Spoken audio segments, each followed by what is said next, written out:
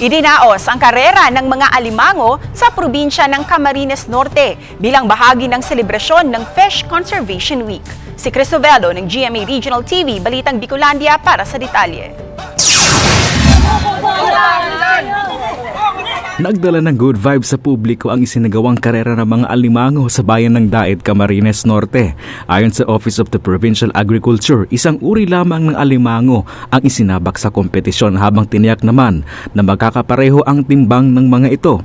Hindi tulad ng ibang hayop na isinasabak sa karera, ang mga alimango ay inilagay muna sa isang maliit na guhit na bilog at matapos pakawalan ang mga ito, nagunahan ang mga ito na makalabas sa isa namang malaking guhit na bilog na nagsilbi namang finish line. Bawat bayan ay may kalahok sa kompetisyon at nanguna rito ang alimango na dala ni Roberto na mula pa sa bayan ng Paracale. Sa ngayon po ay tuwan-tuwa ako at ako ang nanalo. Labis din ang kasiyahan ng mga nanood dahil hindi raw nila akalain na pwede rin palang isabak sa karera ang mga alimango. Hindi ko nga po alam na may ganun pala na pinaglalaban po yung mga crab at tinitingnan po kasi sino ang pinakamabilis. Hindi ko po yun alam. Ngayon ko lang po yung nakita.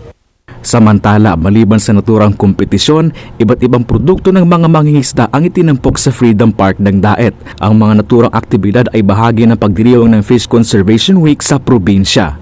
Mula sa GMA Regional TV, Balitang Bicolandia, Chris Novello, nagbabalita para sa GMA Integrated News.